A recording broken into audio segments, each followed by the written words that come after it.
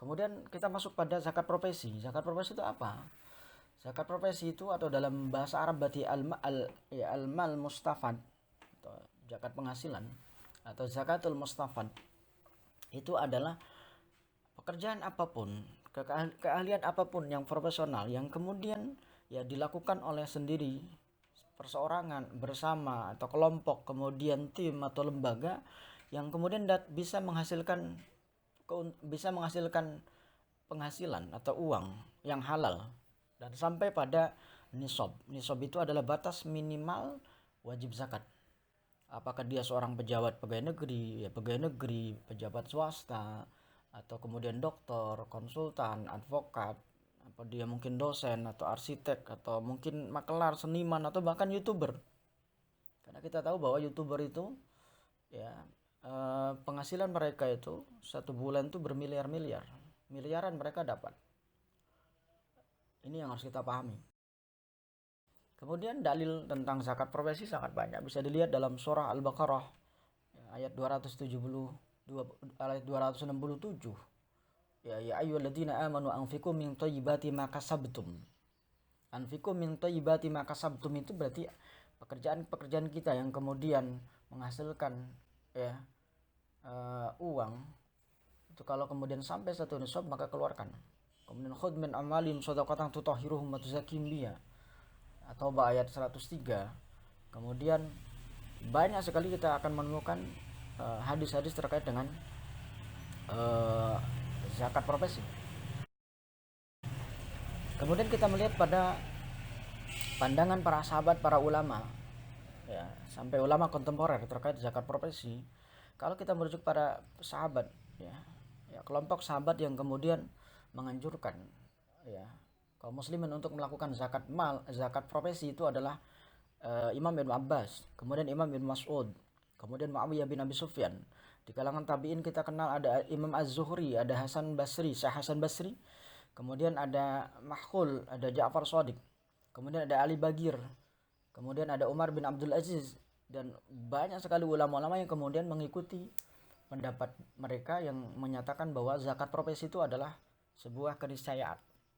Kemudian kalau kita melihat pada ulama-ulama kontemporer ya, ulama-ulama yang kemudian mendorong umat Islam untuk melakukan zakat profesi, ini Syekh Abdurrahman Hasan, kemudian Syekh Muhammad Abu Zahra, kemudian Syekh Abdul Wahab Khalaf, kemudian Syekh Yusuf Al-Qardawi, kemudian Mustafa Ahmad Az-Zarqa.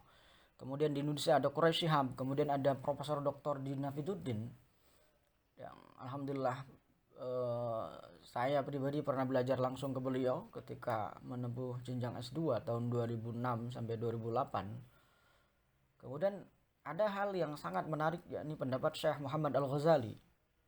Beliau mengatakan dalam kitab Al-Islam wal Audul Al-Iqtisadiyah, beliau mengatakan tidaklah logis kalau kemudian tidak ada kewajiban zakat.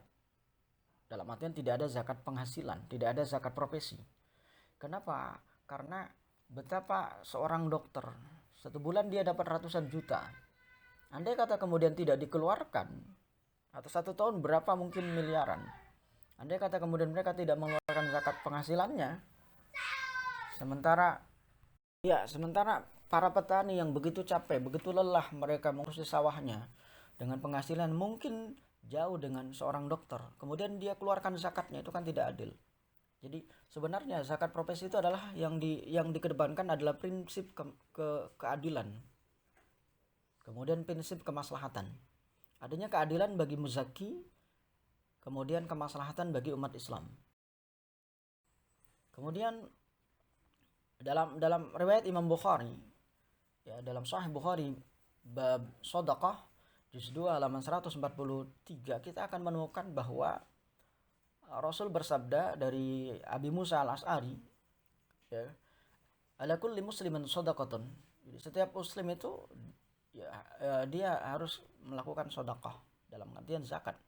Qalu ya Rasulullah araita illam yajid. Kemudian qala ya'malu bi yadihi fayanfa'u nafsah. Andai kata apakah kamu tidak menemukan hal tersebut, maka kemudian ya'malu bi yadihi fayanfa'u nafsahu wa yatasaddaq.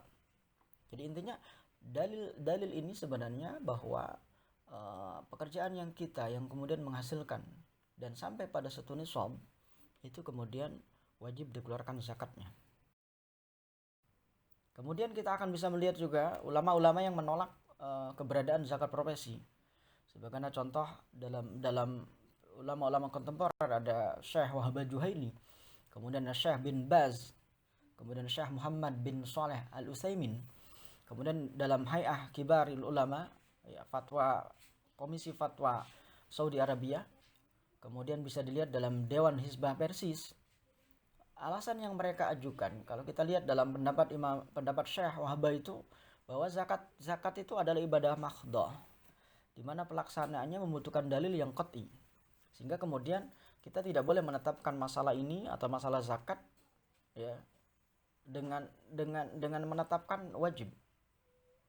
Jadi zakat profesi itu tidak pernah dilakukan oleh ulama-ulama sebelumnya, baik ulama klasik atau di zaman Rasulullah, itu belum ada. Sehingga kemudian mereka menyimpulkan bahwa zakat profesi itu adalah tidak ada.